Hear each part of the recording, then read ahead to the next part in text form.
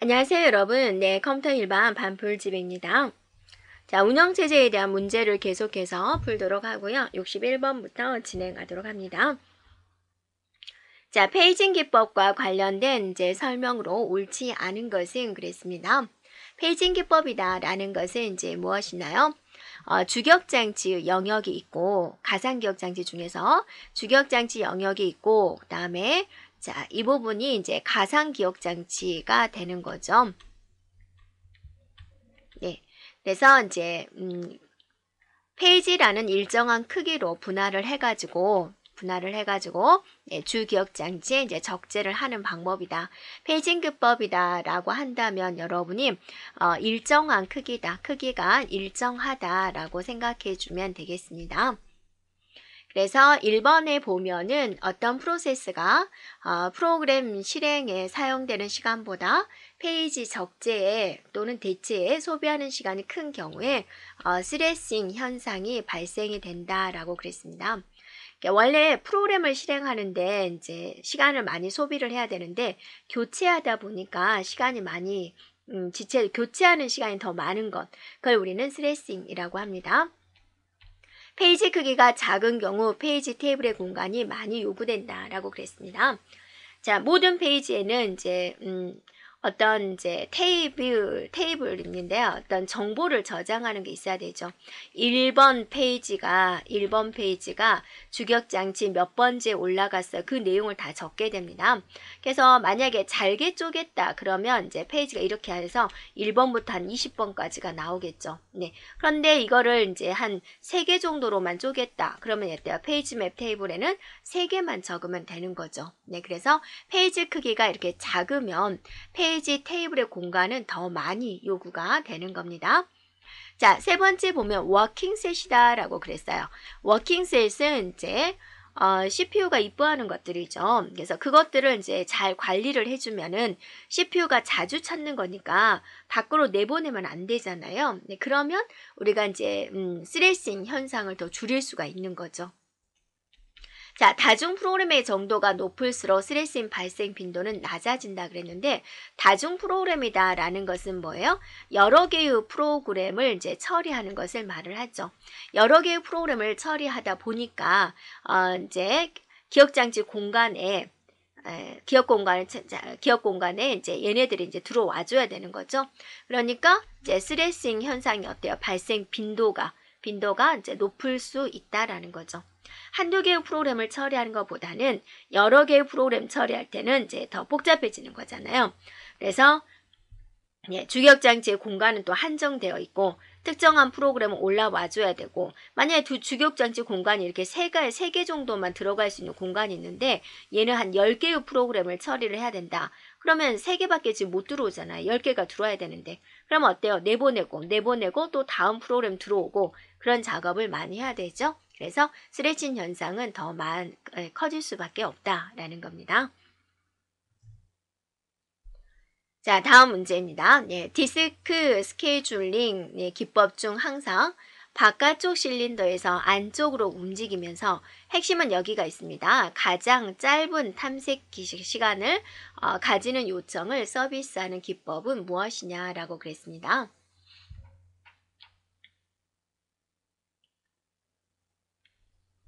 자, 우리가 한번 정리를 해볼까요? 네. FC, FS 방법은 뭐예요? 그냥 순서대로 하는 거죠. 입력된 순서대로 처리하는 방식이 되고요. SSTF 방식은 이제 가장 가까운 거리, 무조건 이제 가까운 거리. 가까운 거리를 이제 찾아가는 방식이 되고요. 스캔 방식이다라고 하면 이제 엘리베이터 기법이다 그거죠. 한쪽 방향으로 가고 그 다음에 방향 바꿔서 가는 기법이고요. C스캔 방식이다라고 하면은 자, 이렇게 이제 한쪽 방향으로 가고 그 다음 방향 바꿔서 다시 이렇게 한쪽 방향으로 가는 방법을 C스캔 방식이다라고 하고 있습니다. 네. 그래서 이제 바깥쪽 실린더에서 안쪽으로 움직이면서 여기랑 이제 가까운 거리부터 이렇게 가는 기법이 무엇이냐? 바로 이제 C스캔 방식이다라고 볼 수가 있습니다. 네, 그래서 정답은 이제 4번이 되겠죠. 자, 다음 문제입니다. 네. 프로세서의 상호 연결 구조 중 자, 하이퍼 큐브 구조에서 각 CPU가 이제 4개의 연결점을 가질 경우 CPU의 총 개수는 하고 물어봤습니다. 자, 그러면 여기서 이제 우리가 보면은 이렇게 이제 2개인 경우가 있죠. 연결점이 2개, 2개를 연결한 경우 네, 프로세서의 수는 2의 2승이다. 이렇게 말을 합니다. 그죠? 그 다음에 이제 이렇게 이제 한 대서 3개를 연결할 수 있는 것은 우리가 연결할 수 있는 점이 3개다라고 이야기를 하죠. 이때 프로세서의 수는 어떻게 구하냐? 2의 3승이다 해서 8개다 이렇게 구하고 있습니다. 4개의 연결점을 갖는다 그랬으니까 그때의 프로세서의 수는 뭐겠습니까? 2의 4승 해서 16이다 라고 볼 수가 있겠죠. 네, 그래서 정답은 2번이 되겠습니다. 네, 다음 문제입니다. 분산 운영체제의 개념 중 강결합 시스템에 대한 설명 중 틀린 것은 그랬습니다. 자, 강결합 시스템이다 라고 하는 것은 이제 운영체제 하에서 여러 프로세서가 자, 하나의 메모리를 이제 공유해서 사용하는 시스템을 말을 하는 겁니다. 그걸 이제 강결합 시스템이다 라고 하고 있고, 약결합이다. 약결합은 이제 별로 결합되는 게 약하다라는 겁니다. 그래서 각 프로세서가 독자적인 각각의 이제 운영체제와 각각의 이제 메모리를 가지고 하는 방법으로서 결합력이 이제 약한 것을 우리는 약결합이다 하는 거죠. 자, 그러면 1번에 보면은 이제 공유 메모리를 이용한다. 두 번째, 하나의 저장 장치를 공유한다. 세 번째, 메모리에 대한 프로세스 간의 경쟁 최소화가 고려돼야 된다. 하나의 메모리를 이제 각각 쓰고 있으니까 서로 경쟁을 하겠죠. 그 다음에 각 사이트는 자신만의 독립된 운영체제, 주기억 장치를 갖는다. 얘가 틀렸죠. 네, 간결합은 이제 서로 이제 공유해서 쓰는 방식을 말을 하고 있습니다. 네, 자 65번입니다. 분산 처리 시스템에 대한 장점으로 거리가 먼 것은 그랬습니다. 거리가 먼 것. 자, 분산 처리 시스템이다 라고 하는 것은 이제 무엇을 의미하는 것이에요? 자, 하나 일이 터졌을 때 여러 대의 컴퓨터가 서로 이제 데이터를 공유를 해서 네트워크 구축이 되어서 이제 처리하는 것을 분산 처리 시스템이다 라고 하는 거죠. 그래서 서로 공유를 해야 되는 거니까 1번 공유도가 향상이 된다. 2번에 이제 보안성이 향상이 된다라고 그랬는데요. 이건 좀 문제가 있는 거죠. 한 대의 컴퓨터가 그냥 모든 걸 다 처리할 때는 이 한 대만 지키면 됐었는데 하나의 일을 여러 대의 컴퓨터가 이렇게 공유하다 보니까 어때요? 예, 유출될 위험이 많죠. 그래서 보안에 더 신경을 써야 됩니다. 네, 그래서 2번이 틀렸고요. 3번에 처리율에 대한 향상입니다. 처리하는 컴퓨터 대수가 많으니까 처리율이 향상이 되겠고 신뢰성에 대한 향상을 가져올 수 있습니다. A, B, C가 있는데 이제 A가 만약에 고장이 났더라도 나머지 컴퓨터에서 처리하면 되기 때문에 신뢰성은 향상이 된다라고 볼 수가 있습니다.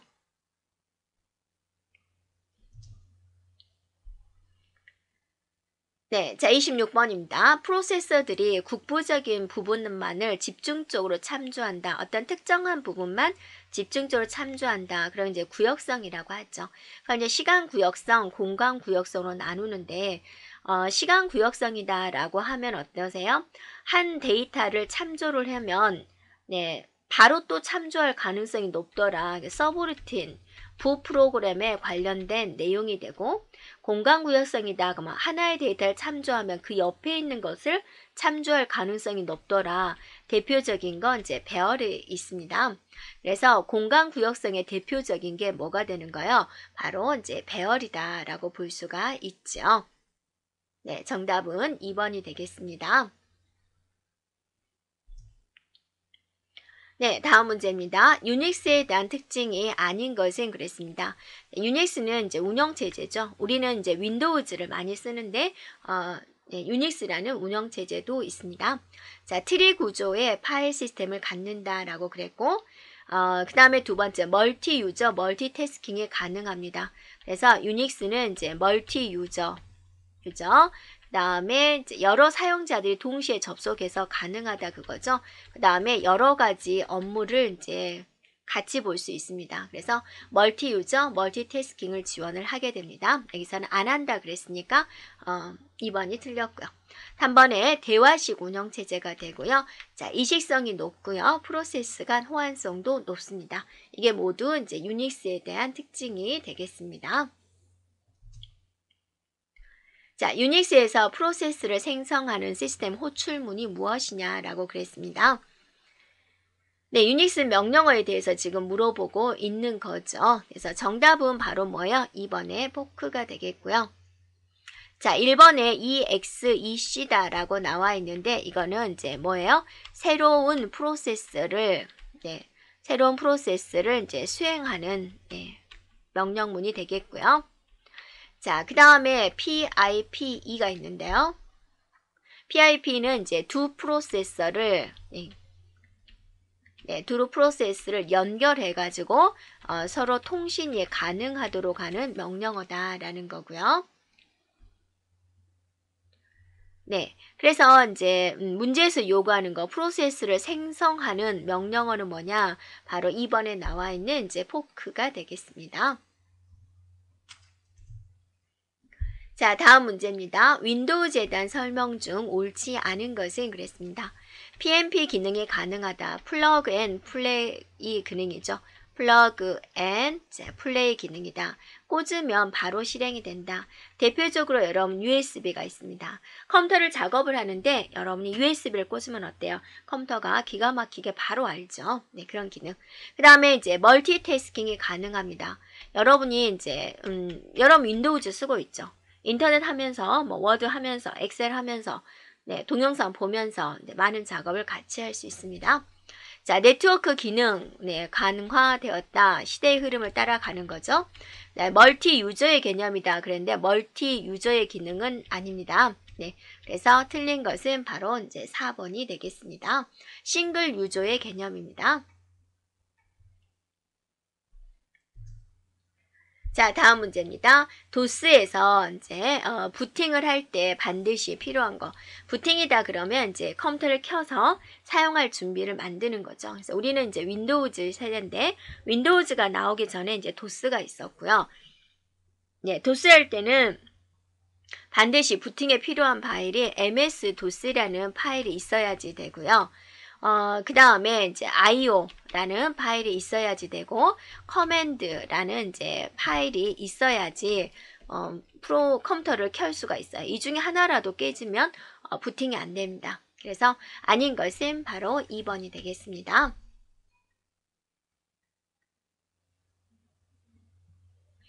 네, 2번에 보면은 이제 config.sys다라고 적어져 있는데요. 이거는 이제, 어떤 이제 환경 설정을 해주는 파일로서 부팅과는 직접적인 관련은 없습니다.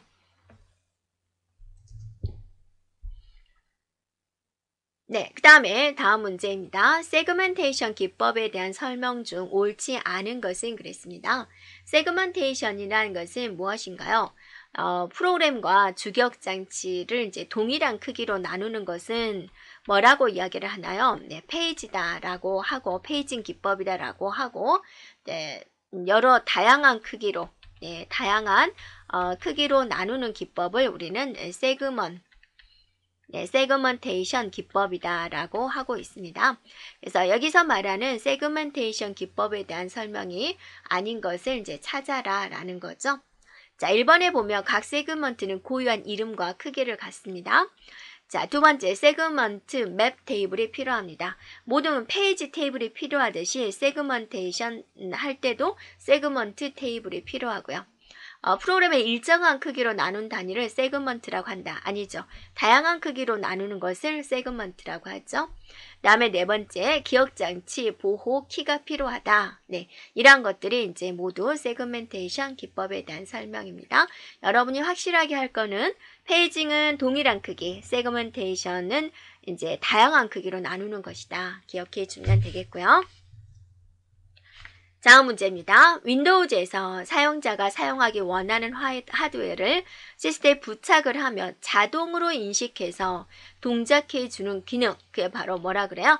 2번 플러그 앤 플레이 기능이다 해서 PMP 기능이다 라고 합니다. 하나의 용어니까 네, 기억해 주면 되겠습니다. 자, 다음 문제입니다. 네, 도스와 유닉스에서 사용되는 명령어 중 서로 관련이 없는 것으로 이제 짝지어진 것이 무엇이냐라고 하는 거죠. 이렇게요.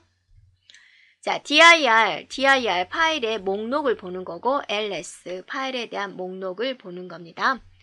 자, copy는 이제 파일을 복사하는 것이고 유닉스에서는 cp다라고 하는 것이고 타입은 파일에 대한 내용을 보는 것이고 유닉스에서는 캐시다라고 하는 것이고 도스에서 cd는 뭐냐면 change 디렉토리를 이동할 때 사용되는 것이고 유닉스에서 chmod는 이제 뭐 할 때 사용이 되는 거냐면 파일에 대한 속성을 변경을 할 때 사용되는 것입니다. change 디렉토리는 이제 유닉스에서는 chdir을 사용하고 있습니다. 그래서 잘못 설명된 것은 바로 4번이군요. 자, 다음 문제입니다. 유닉스에서 커널에 대한 설명으로 옳지 않은 것은 그랬어요. 그럼 유닉스다라고 하면은 이제 대표적으로 하드웨어가 있으면 그거를 관리하는 커널이 있고 이것에 따라서 실제로 명령을 내려는 쉘이 있고 그 다음에 이제 여기서 이제 유저가 있는 거죠. 그래서 커널은 관리자예요. 이거 관리 저거 관리 다 관리하는 것을 네, 커널이라고 하고 유닉스에 있어서 가장 핵심적인 부분이 됩니다. 그래서 1번에 보면 유닉스의 중심부에 해당이 된다. 2번에 사용자의 명령을 수행을 한다. 자, 여러분 명령을 수행하는 것은 쉘이에요, 커널이에요? 바로 쉘이에요. 네, 그래서 2번이 틀렸습니다. 3번에 프로세스 관리, 기억장치 관리를 한다. 다음에 이제 컴퓨터 부팅 시 주기억장치에 상주하게 됩니다. 자, 75번 문제가 되겠습니다. 네, 기억장치 관리 기법 중 반입 전략에 대한 설명으로 맞는 것은 그랬습니다. 반입이다 라고 하면은 네, 반입 언제 주기억장치에 이제 적재할 거냐라는 거죠. CPU가 요구할 때 아니면 미리 알아서 언제 반입할 거냐, 네, 언제 적재할 거냐, 주기억장치에 언제 적재할 거냐, 이게 이제 반입 전략이 되는 것이고, 그 다음에 이제 배치 전략이라고 있습니다. 배치 전략은 뭐예요? 어디에 적재를 할 것이냐, 주기억장치에 어디에 적재를 할 것이냐라는 거고, 교체 전략이다라는 것은 이제 뭐냐면 주기억장치가 꽉 차가지고 어느 영역을 교체를 할 것이냐, 누구를 뺄 것이냐, 어느 영역을 교체할 것이냐, 이제 그런 것에 대한 이제 문제가 되는데 문제에서는 지금 반입 전략에 대한 설명을 이제 물어보고 있는 거죠. 반입은 뭐라고 그랬어요? 언제를 언제 가져올 거냐. 그래서 정답은 1번이 되겠습니다. 네, 자, 여기까지 진행하겠습니다. 여러분 수고하셨습니다.